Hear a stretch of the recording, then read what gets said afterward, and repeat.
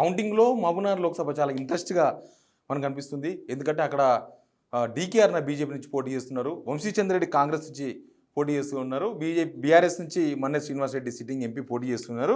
కానీ ప్రధానమైన పోటీ మాత్రం DK Aruna versus Vamshichand Reddy, BJP versus కాంగ్రెస్గా మనకు చాలా క్లియర్గా కనిపిస్తుంది. పోస్టల్ బ్యాలెట్ నుంచి స్టార్ట్ చేస్తే మనం పోస్టల్ బ్యాలెట్లో డీకే అరుణ ముందంజలో కనిపించిండ్రు. అది ఇంకా కౌంటింగ్ పూర్తి కాలేదు, కౌంటింగ్ నడుస్తుంది. ప్లస్ ఫస్ట్ రౌండ్ పూర్తయ్యేసరికి దాదాపు 18,000 మెజార్టీతో డీకే అరుణ ఫస్ట్ లో కనిపిస్తుంది. డీకే అరుణ తర్వాత నెక్స్ట్ కాంగ్రెస్, తర్వాత బీఆర్ఎస్ చాలా వెనుకబడినట్టుగా మనకు చాలా క్లియర్గా కనపడుతుంది. కానీ డీకే అరుణ ఇక మహబూబ్‌నగర్ గురించి ఎందుకు స్పెషల్గా తీసుకున్నామంటే, మహబూబ్‌నగర్ సీఎం రేవంత్ రెడ్డి గారి సొంత జిల్లా, ఆయన కాన్స్టిట్యున్సీ కొడంగల్ కూడా ఆ పార్లమెంట్ కిందకి వస్తుంది. నిజానికి రాష్ట్ర వ్యాప్తంగా రేవంత్ రెడ్డి గారు ఎన్ని పర్యటనలు జరిపినా మహబూబ్‌నగర్ మీద పెట్టినంత కాన్సన్ట్రేషన్ ఎక్కడ పెట్టలేదు. మహబూబ్‌నగర్కు దాదాపు 13 సార్లు పోయినారు మహబూబ్‌నగర్ పార్లమెంట్కు రేవంత్ రెడ్డి గారు.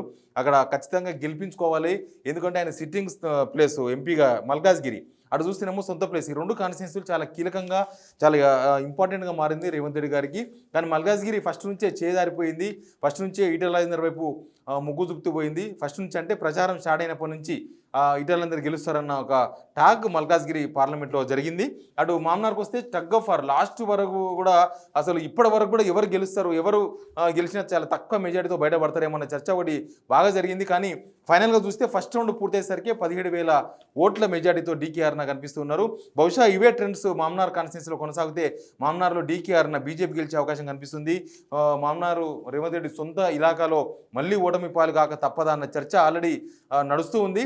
ఎందుకంటే మొన్ననే లోకల్ బాడీ ఎమ్మెల్సీ ఒక సీటు బీఆర్ఎస్ గెలుచుకున్నది. అక్కడ కాంగ్రెస్ అభ్యర్థి ఓడిపోయిండు, జీవన్ రెడ్డి ఓడిపోయిండు.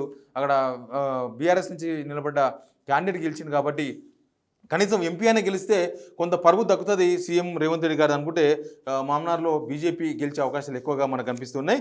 మహబూబ్‌నగర్ కౌంటింగ్ ఇంకా కొనసాగుతుంది. మహబూబ్‌నగర్లో చాలా ఉత్కంఠగా కొనసాగుతున్న కాన్స్టిట్యున్సీలు కొన్ని మాత్రమే. మొత్తం 17లో ఒక 6-7 కాన్స్టిట్యున్సీలు చాలా ఇంపార్టెంట్గా, చాలా రిస్కీగా, చాలా టైట్ ఫైట్గా జరిగినాయి. కాబట్టి ఆ కాన్స్టిట్యున్సీలో ఏం జరుగుతుందో చెప్పుకునే ప్రయత్నం చేద్దాం. మిగతా కొన్ని కాన్స్టిట్యున్సీలో అయితే ఖచ్చితంగా బీజేపీ గెలుస్తుందని, కొన్ని కాన్స్టిట్యున్సీలో ఖచ్చితంగా కాంగ్రెస్ గెలుస్తుందని, 1-2 సీట్లలో బీఆర్ఎస్ ఖచ్చితంగా గెలిచే అవకాశాలు, ఇట్లాంటివి అన్నీ కూడా ఉన్నాయి. కానీ టైట్ ఫైట్ ఎక్కడైతే ఉందో ఆ కాన్స్టిట్యున్సీల గురించి చెప్తే, మహబూబ్‌నగర్ కూడా చాలా టైట్ ఫైట్ జరిగిన ఎలక్షన్.